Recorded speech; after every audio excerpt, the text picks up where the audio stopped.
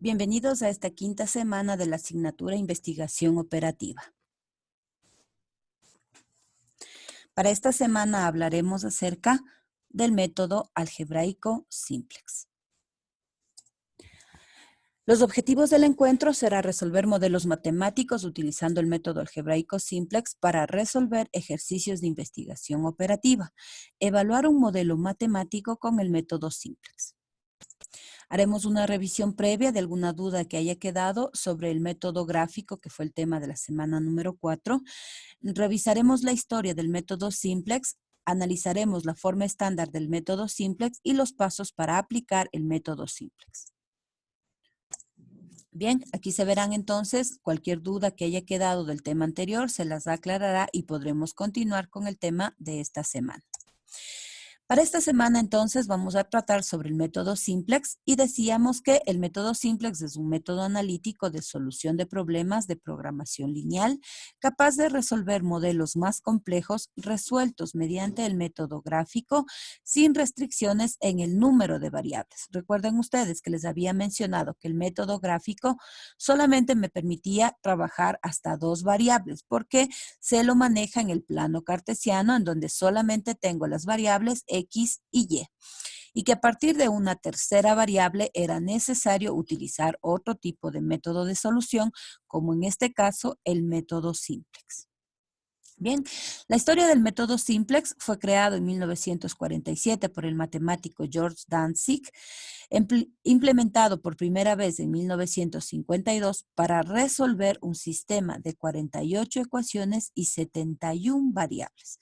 Imagínense ustedes, si a nosotros que hemos trabajado con ecuaciones bastante pequeñas, solamente unas 3 o 4 restricciones y únicamente con 2 variables, nos ha tomado muchas veces un poco de tiempo trabajarlo y resolverlo, el tiempo que se deben haber demorado en trabajar un sistema de 48 ecuaciones y 71 variables. ¿Sí? Sin embargo, lo resolvieron y fue gracias a la ayuda del método simplex. Ahora bien, la forma estándar del método simplex está compuesto por la función objetivo y el sistema de restricciones, pero en forma estándar.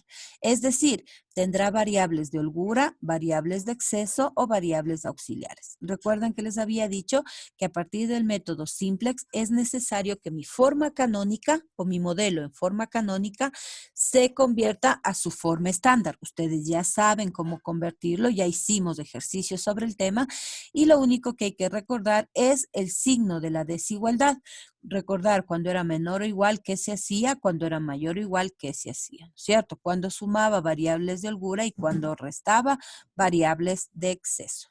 Bien, la solución básica del método simplex va a estar formado por la solución básica factible, que era aquella que tomaba los vértices de la región factible llamada en el modelo gráfico, los cuales satisfacen las condiciones del modelo estándar. ¿Qué significa?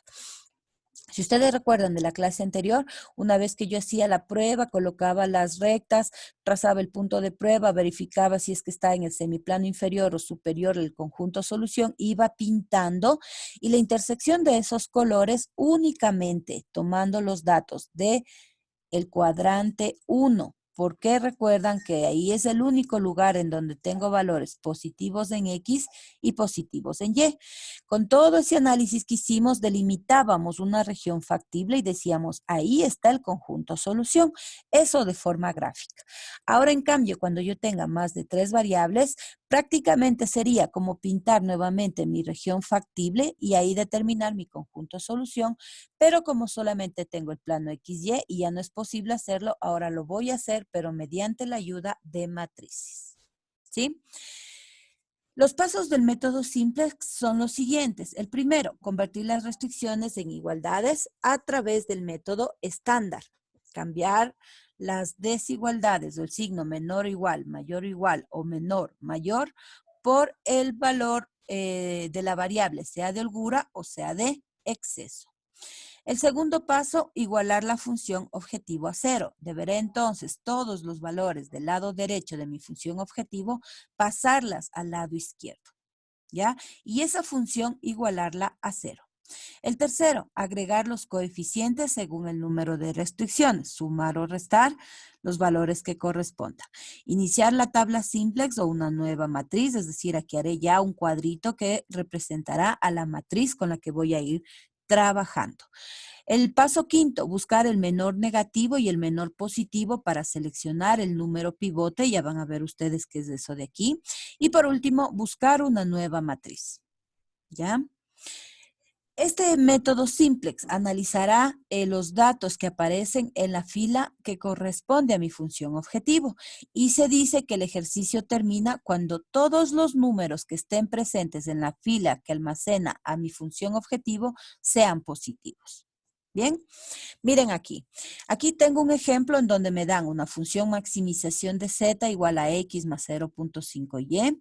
Me están dando únicamente dos restricciones, ¿sí? Y ahora, este modelo matemático lo voy a convertir ya en un modelo en forma estándar. Es decir, voy a colocar en vez del signo menor o igual la suma de una variable de holgura. ¿Sí? Recuerden siempre, menor o igual más S1, variable de holgura. Mayor o igual menos S1, variable de exceso. ¿Sí? Cuando tengo una desigualdad menor o igual, sumo una variable de holgura. Si tengo mayor o igual, resto una variable de exceso. Y cada una de estas variables irán apareciendo conforme el número de restricciones que tenga el ejercicio. Aquí tengo solamente 2, por eso tengo S1 y S2. Si tuviera 10, esto llegaría hasta más S10. ¿Sí? Desaparece entonces la desigualdad, se convierte en el signo igual, es decir, estoy haciendo mi forma estándar y adicional, cada una de estas variables que vayan apareciendo deben estar multiplicadas por 0 arriba en mi función objetivo. Ahí tengo todo esto en un modelo matemático en forma estándar. Paso 1, ¿ya? Paso 2, iguale la función objetivo a 0. Significa que estos valores que estaban del lado derecho ahora pasan al lado izquierdo lógicamente con signo contrario, es decir, con signo negativo. Y toda esta función objetivo la igualo a 0. Paso 3, identifique las variables, ya sabemos, ¿no es cierto?, que vamos a sumar o a restar dependiendo del signo que tenga la desigualdad. Y vaya construyendo ya la tabla de datos. ¿Ya? En el paso 4 se inicializa la tabla simplex o matriz nueva usando los coeficientes de las variables. Si ustedes observan aquí en estas restricciones, voy a colocar primero las restricciones y después mi función objetivo. Voy a crear entonces una tablita en donde contenga variables básicas, pondré S1, S2, si es que tengo hasta S10, pues desde S1 hasta S10 y en la última fila colocaré mi variable Z, ¿ya?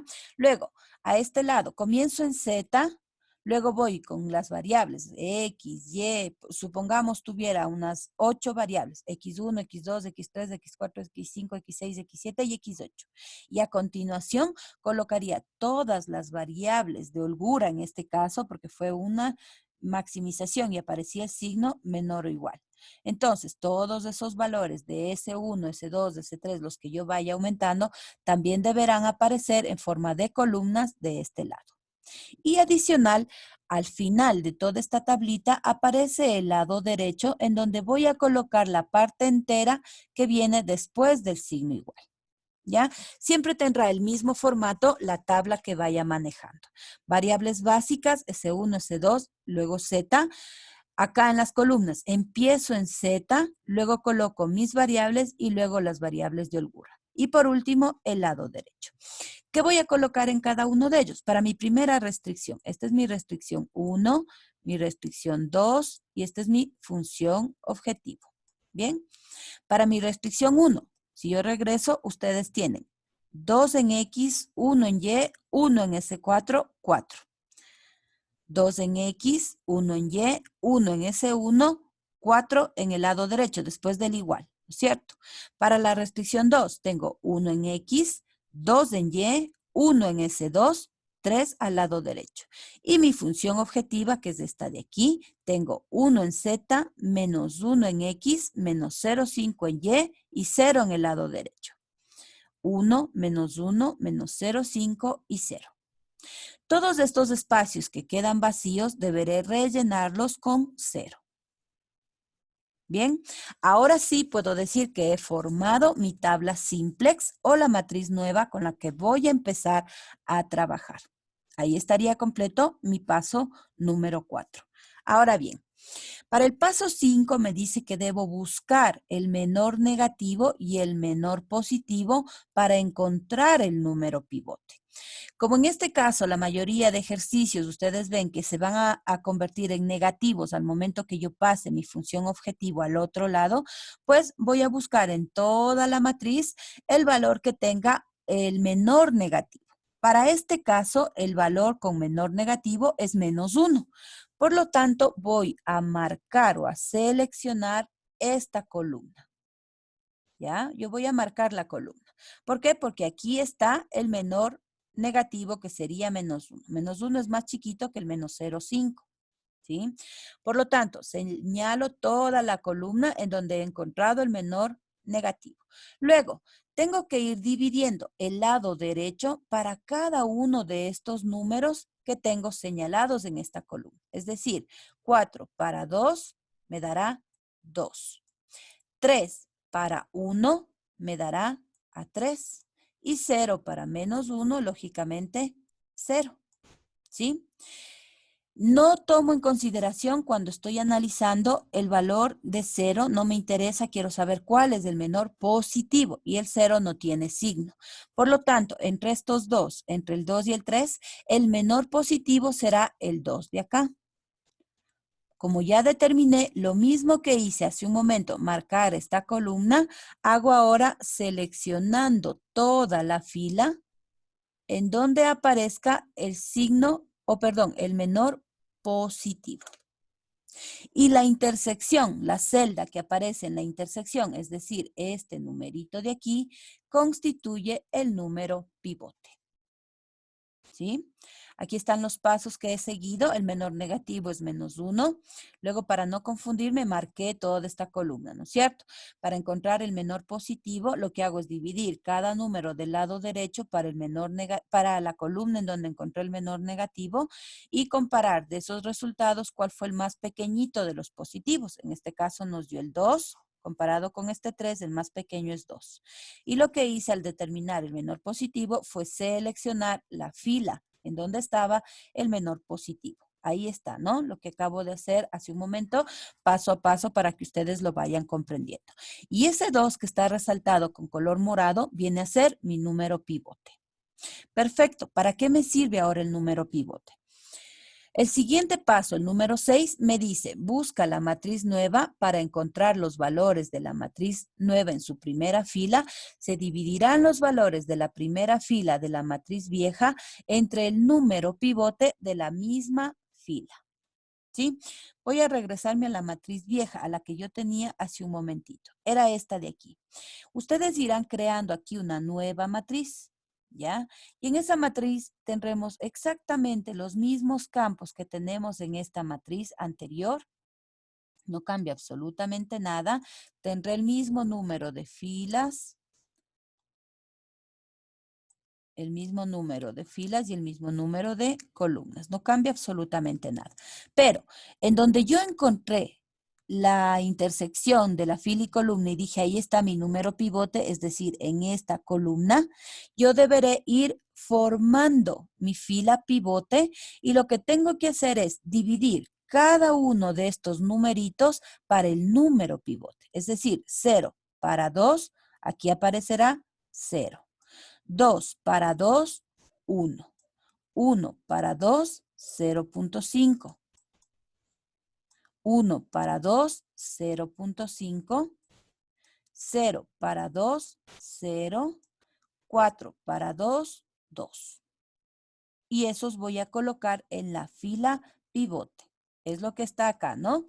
Tomo todos los valores. Estos son los datos de mi fila vieja, de mi matriz vieja, en donde estaba la fila pivote. y divido para el número pivote. Este es mi número pivote, el 2, ¿no es cierto? Divido para ese número y obtengo estos resultados que son los que yo acabo de colocar aquí. ¿Dónde voy a llenar eso? Pues lógicamente en la primera fila, ¿sí? Aquí en esta fila, acuérdense, estaba mi fila pivote. Fila pivote. Por lo tanto, en esa fila yo voy a colocar los nuevos datos que acabo de encontrar. Listo, tengo mi fila pivote. Si es que el número pivote hubiera coincidido, por ejemplo, en la segunda, o si es que tuviera 10 cuadritos, ¿no es cierto? 10 restricciones y mi fila pivote quedaba en la fila 7. Listo, la fila 7 lleno primero porque esa va a ser mi fila pivote y para todos los cálculos que vienen de aquí en adelante trabajaré con esta fila pivote. Bien, llena entonces la fila pivote que coincidió en la primera fila. Ya tengo los datos. Esto recuerden en mi matriz nueva. Estoy construyendo una nueva matriz. Bien, ahora, ¿cómo hago para encontrar los datos de la fila 2? De esta filita de aquí. ¿Sí? Necesito sacar estos valores y para ello lo que voy a hacer es lo siguiente. Esta tabla que está aquí constituye los datos de mi matriz vieja, la anterior, la primerita que yo formé. Bien, ahora me voy a centrar aquí en la fila 2, que es la que quiero ahorita llenar. En mi fila nueva yo ya tengo llenado la fila 1. Voy a centrarme aquí. Quiero llenar la fila 2. ¿Qué voy a hacer? Voy a tomar todos estos datos que estaban en mi fila vieja en la matriz anterior, es decir, matriz anterior, ¿no es cierto? Tomo los datos de la fila 2, si ven, el 0, 1, 2, 0, 1, 3, ¿ya? Y siempre va a estar acompañado con el signo menos, porque voy a hacer una resta con los valores anteriores. Ahora, ¿se acuerdan que yo había marcado mi columna X, porque aquí encontré el menor negativo?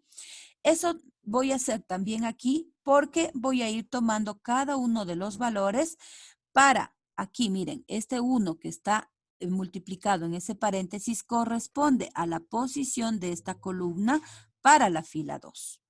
Es decir, aquí viene el 1 que está en mi fila, en mi columna, pongámosle, en mi columna seleccionada, ¿ya? Pero en la posición 2.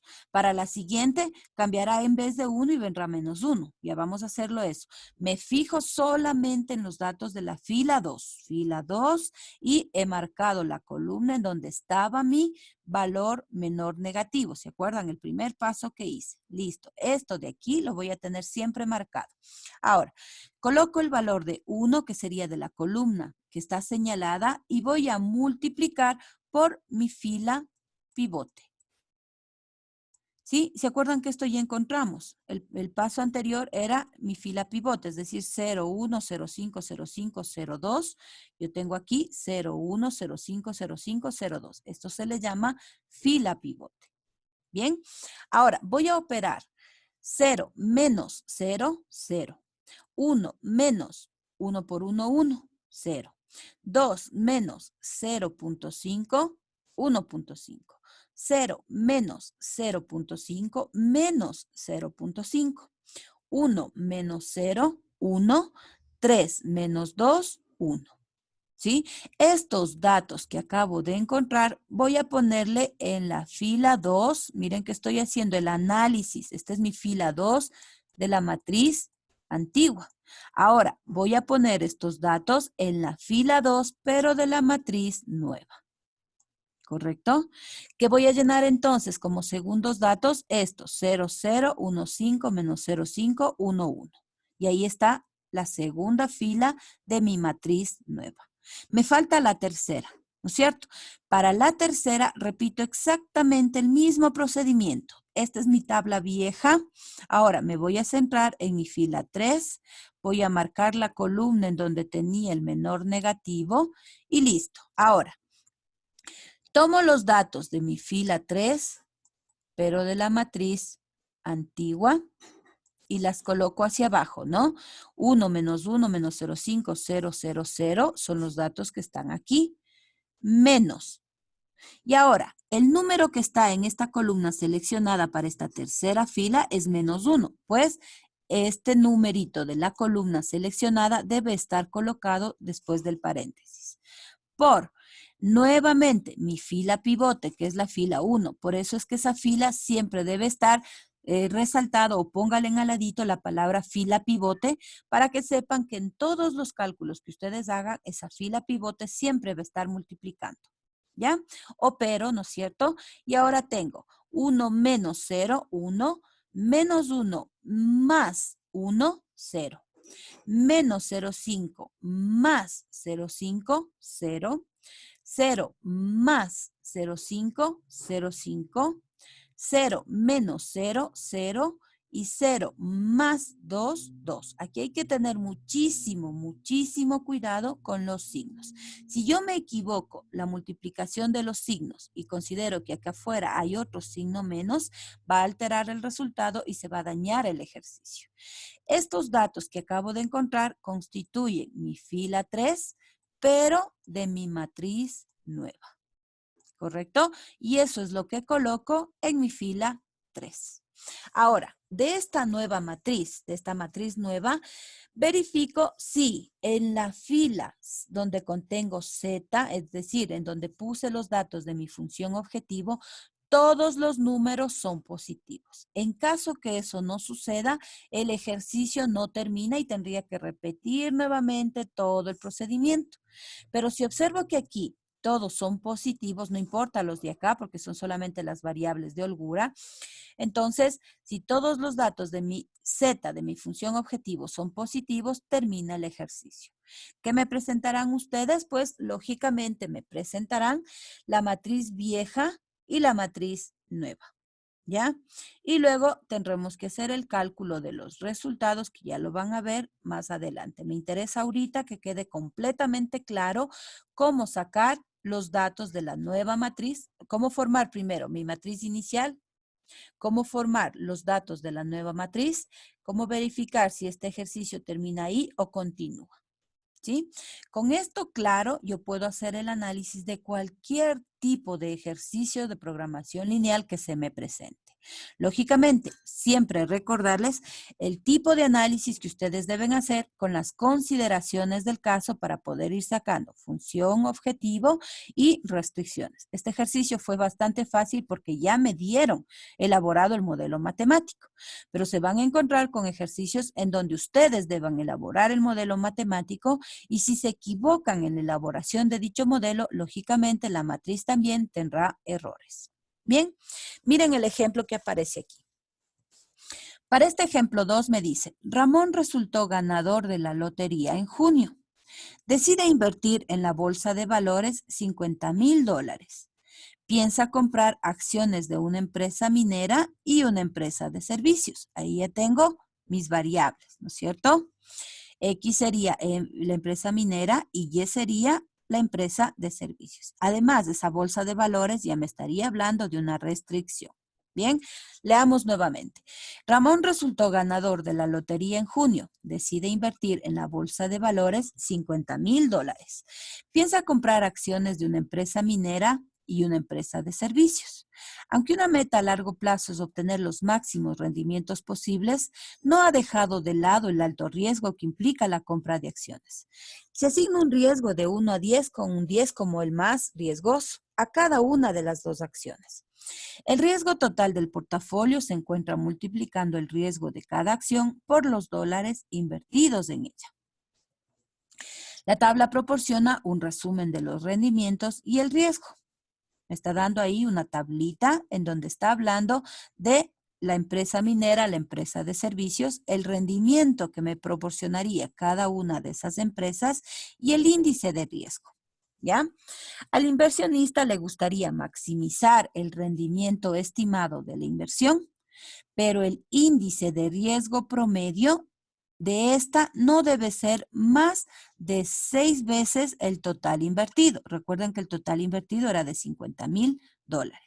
Y además no se puede invertir más de 30,000 en la empresa de servicios. Ahora bien, si ustedes observan el dato que está ahí, tienen que obligatoriamente interpretar primero de forma correcta todo lo que nosotros hemos aprendido hasta esta semana. Si ustedes le ven la tabla colocada de esa manera, de pronto puedan interpretar que minera y servicios son restricciones y eso no es correcto. Primero, ¿se acuerdan que yo les decía? Siempre al lado de la palabra maximizar o minimizar, me vuelven a hablar a mí de pronto de las variables que estoy queriendo analizar, me va a dar la idea de cuáles son las restricciones, pero adicional yo les decía, siempre que hable de rendimiento o dinero, rendimiento o dinero, estaría hablando de los valores que acompañen a mi función objetivo. ¿Se acuerdan de eso? Aquí no está muy claro y me toca interpretar primero para poder ir armando mi tablita. Por favor, recuerden la sugerencia. Lean las veces que sea necesario hasta que ustedes interpreten de forma correcta el planteamiento como tal del modelo matemático. Primero, yo voy a decir que mis variables van a ser X y que X correspondería a la empresa minera y Y correspondería a la empresa de servicios. ¿No es cierto? ¿Sí? Ahora, eso primero, como primer punto. Aquí, si ustedes recuerdan, al momento que comienza a hablar, me está hablando de que piensa comprar acciones para invertir en la empresa minera y en la empresa de servicios. Estas son mis variables X y Y. ¿Ya? Aquí, si ustedes observan, decide invertir en la bolsa de valores 50,000, ¿no es cierto? Bolsa de valores, yo podría pensar que es una restricción.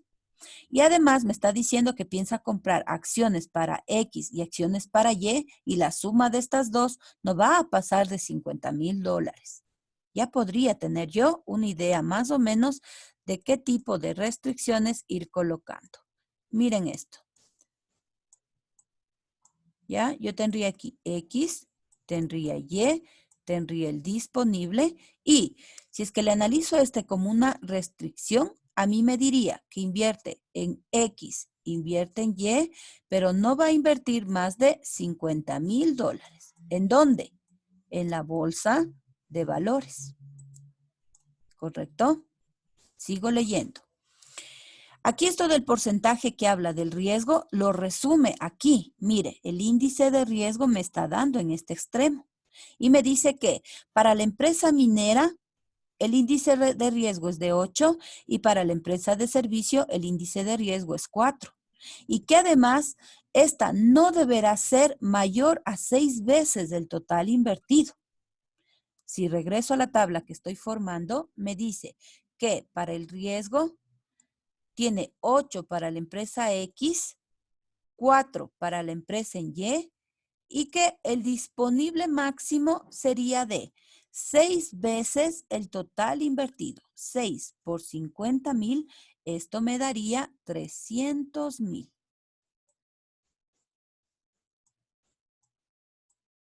Segunda restricción. Y luego me dice, además, no se puede invertir más de 30,000 en la empresa de servicios, únicamente en la de servicios. ¿Sí? ¿Cuál era mi empresa de servicios? Pues Y. Entonces, en esta empresa no va a invertir más de 30,000.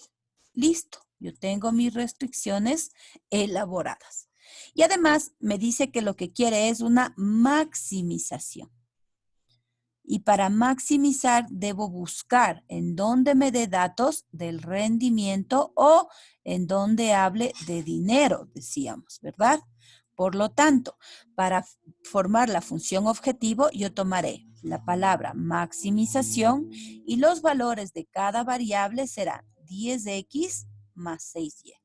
Aquí tendré entonces mi función maximización de z y me dirá que esto va a ser igual a 6x más 10x más 6y. Estoy al revés, déjenme borrar.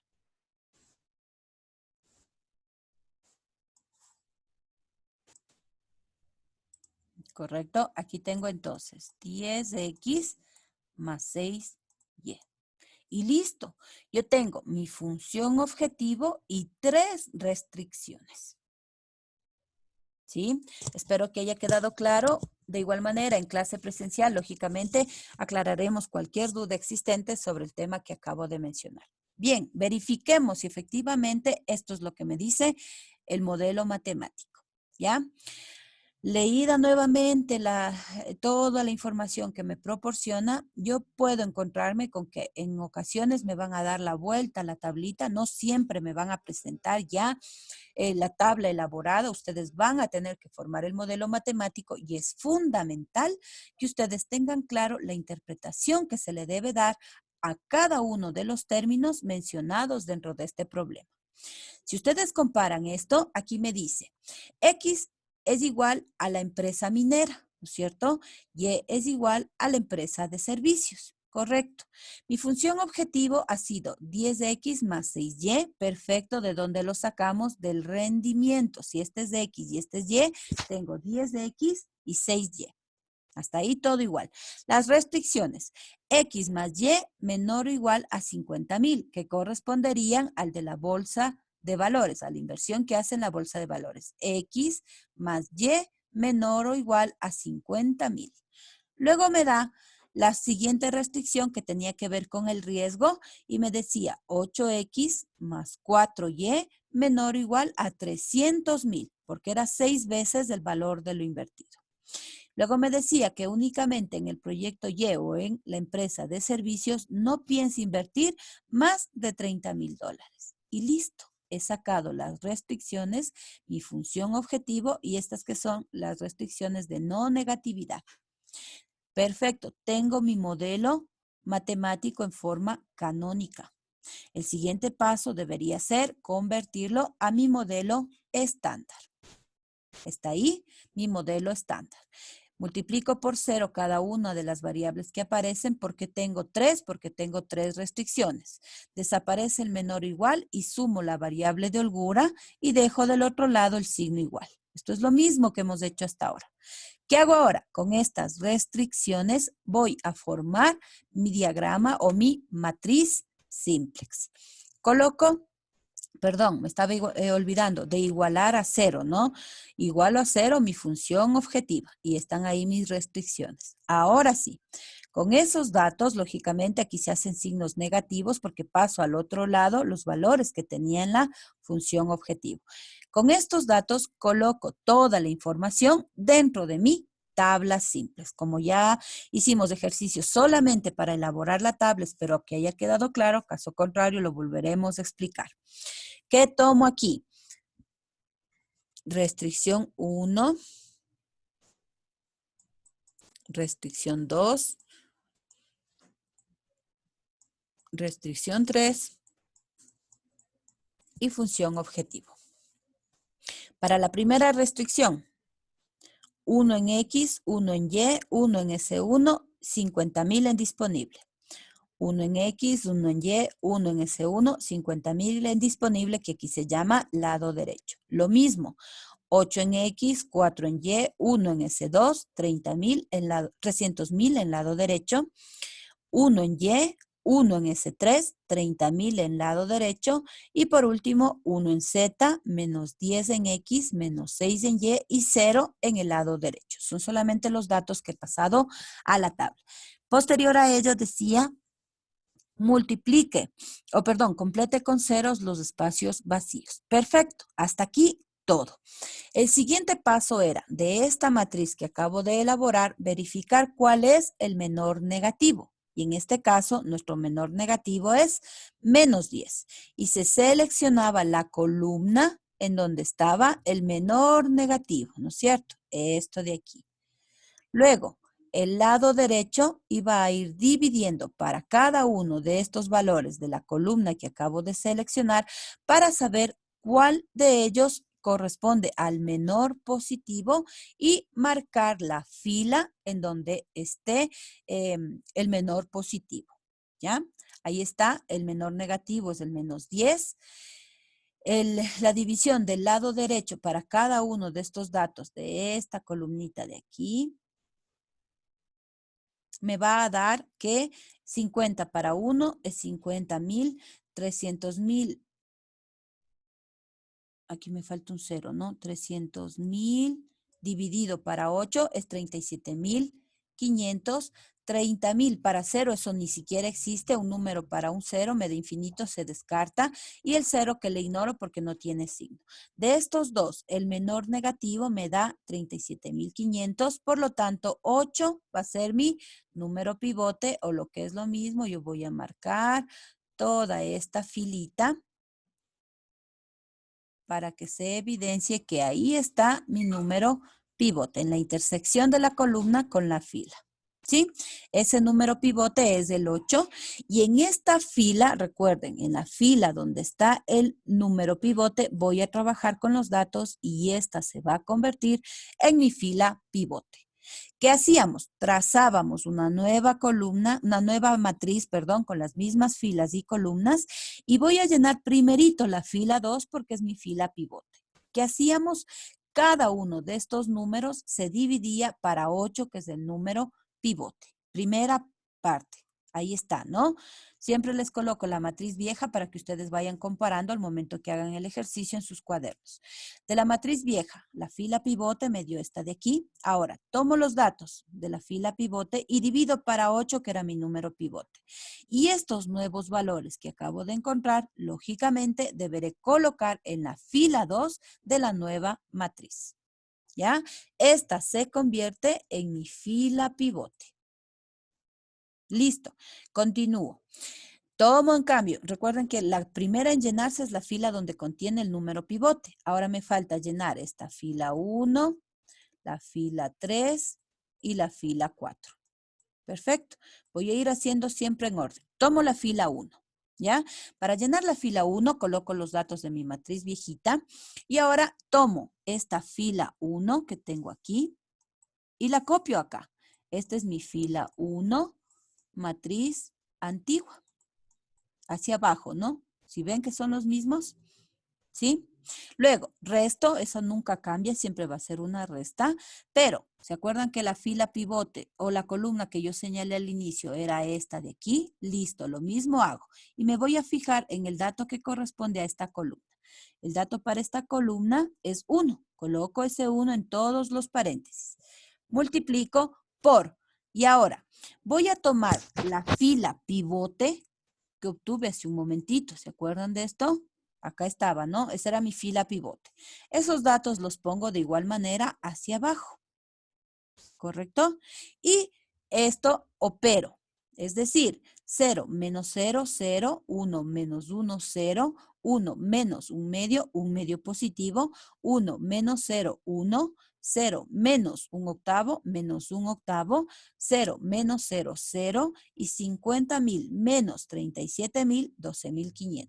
Todo esto de aquí lo voy a colocar en la fila 1, pero de mi matriz nueva. Lleno, ya tengo la fila 1 y la fila pivote que ya la tenía. El mismo procedimiento repito para la fila 3. Coloco los datos de la fila 3 aquí. Resto menos. Recuerden, esto debe estar marcado desde la fila 1 mismo, ¿no es cierto? Ustedes ya tienen marcado, eso se va a quedar señalado. Para la fila 3, el número que le corresponde es el 0. Listo, ese viene aquí.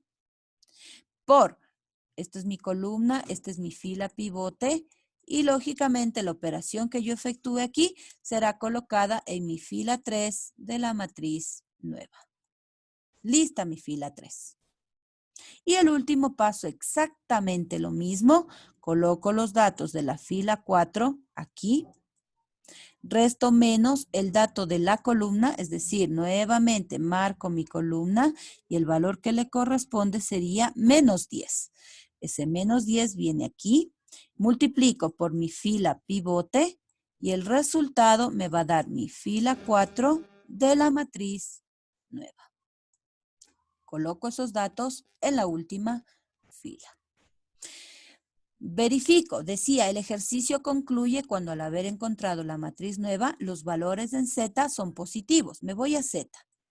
Verifico y me encuentro que aquí todavía continúa un número negativo, por lo tanto no puedo decir que el ejercicio haya terminado. ¿Qué deberé hacer? Repetir nuevamente todos los procesos. ¿Qué significa? Voy a buscar otra vez el número menor negativo, lógicamente es el -1. Haré la división del lado derecho para cada dato de esa columna. Encontraré el menor positivo. En este caso me va a dar que el menor positivo es 12.500 dividido para 0.5 me va a dar 25.000. 37.500 para un medio me dará 75.000, 30.000 para uno, 30.000 y entre estos tres el menor positivo será este de aquí, por lo tanto mi número pivote es de este un medio, ¿correcto? ¿Qué voy a hacer ahí? Marcar fila y columna nuevamente para saber cuál es el pivote. Como el pivote está en la fila 1, lleno primero la fila 1, dividiendo cada uno de estos números para el número pivote. Ahí tienen todos los pasos para que ustedes los puedan ir realizando. Lleno mi fila 1, que es la primera que voy a llenar, y a esta no se olviden colocarle aquí la descripción para que sepan que es mi fila pivote. Para hallar la columna, perdón, la fila 2, hago lo mismo que hice hace un momento, tomo mi matriz vieja, hago referencia a mi fila 2 y la coloco acá. Menos la columna, ¿se acuerdan que ahora la columna que yo marqué está aquí? Listo, para mi fila 2, el número que le corresponde es un medio y ese valor viene aquí. Por esto que es los datos que corresponden a mi fila pivote y el resultado deberé colocarle en la fila 2 de la matriz nueva. Lista mi fila 2. Para la fila 3, tomo los datos de la matriz vieja, los coloco aquí, hacia abajo, resto menos. Para esta columna en Y, el dato que le corresponde es 1, por eso aparece el 1. Le multiplico por la fila pivote y el dato que aparece es mi fila 3 nueva. Lista mi fila 3. Y para la última, nuevamente tomo los datos de mi fila 4, la coloco hacia abajo, menos el valor que le corresponde para esa columna marcada será -1 por mi fila pivote. Y por último, el resultado me va a dar como valor mi fila 4 de la matriz nueva. Listo, tengo llena mi matriz nueva. Verifico si en esta última, la columna o la fila que contiene la variable z, tienen todos los valores positivos, efectivamente son todos positivos, puedo decir que entonces esta será mi matriz resultante. Y ahora, ¿para qué me va a servir esta matriz resultante? ¿Sí? Ahí está, ¿no? La matriz anterior que quedaba el -10, el -6, me quedó una matriz nueva que es esta de aquí. Como apareció un -1, tuve que volver a hacer una nueva. Ahora, mi matriz vieja se convierte esta anterior que tenía el -1 y la matriz nueva me da la que acabamos de obtener en este momento, que les acabo de decir que es la matriz resultante. ¿Qué hago con esta matriz resultante? Voy a sacar ya las conclusiones para saber qué valores debo colocar para maximizar la función objetivo. Ustedes van a venir a la matriz resultante y van a ir haciendo un pequeño análisis. Debajo de las X, primerito, debajo de las X voy a buscar en dónde tengo el valor de 1 y es aquí. ¿Sí? Y me voy al final de esta fila y me doy cuenta que el lado derecho tiene un valor de 2.500. Por lo tanto, yo voy a poner que X va a ser igual a 2.500. No, 25.000, perdón. Me voy ahora a buscar las Y. ¿Ya? Y busco en donde Y valga 1 y es aquí. Entonces, al final busco el lado derecho y me dice que también Y va a ser igual a 25.000. Ahora, debajo de este S3, aquí si ustedes observan el S2 y el S1 tiene un sinnúmero de números, no tengo uno solo, descarto esta información, pero en el S3 aquí sí me aparece únicamente un 1, entonces yo puedo decir que S3 va a ser igual a 5.000. Y me dice que el resultado que debería darme para maximizar la función es que Z, busco en Z, ¿dónde tengo el 1? Aquí abajo, por lo tanto, me voy al final y me dice que Z vale $400.000. ¿Cómo verifico si efectivamente Z vale $400.000? Yo sé entonces que para X deberé tener 25,000, para Y 25,000 y que el resultado de todo eso deberá darme 400,000. ¿Se acuerdan ustedes que tenía yo una función objetivo? Que era 10x más 6y, pues a esta función objetivo yo le multiplicaré 10 por, me dice que x vale 25,000, ya les indiqué de dónde, más 6 por y que vale 25,000 también. ¿Sí? ¿Por qué no le tomo en cuenta o le estoy descartando el S3? Porque si ustedes recuerdan, esta función objetivo tenía aquí más 0 por S3. Por lo tanto, este valor se hace 0 y lo descarto. Y si opero esto más esto de acá, me va a dar como resultado la sumatoria 400,000, que efectivamente es el valor que en esta matriz resultante me da para Z. Y he verificado, he comprobado y he sacado los valores de las variables, en este caso X y Y, para ese problema o ese enunciado que hemos tenido que analizar, formar mi función objetivo, mis restricciones, armar la matriz, ir analizando cada uno de los términos hasta llegar a esta matriz resultante, en donde me va a dar el valor de X, el valor de y el resultado para mi función objetivo. De esta manera se resuelve entonces modelos matemáticos en donde posiblemente en este caso ha coincidido que también sean solamente dos variables. Ya luego veremos ejercicios con 3 y 4 variables para que se vaya entendiendo de mejor manera la utilidad de dicho modelo. Perfecto. Ahí tengo entonces expresado el resultado de mi función objetivo. Ahí concluye el ejercicio porque ahí estoy hallando el valor de ese conjunto solución de datos en donde me dice que la función maximización tendrá un valor de $400,000. Si ustedes hicieran este mismo por el método gráfico, deberían llegar exactamente al mismo valor. Bien, chicos, entonces esto sería todo por esta clase correspondiente a la semana número 4. Cualquier duda la aclararemos en la clase presencial y de igual manera recordarles que deben revisar la tarea, hacer los ejercicios con buena letra y subirlos en las fechas establecidas. Es todo por esta clase, les agradezco mucho.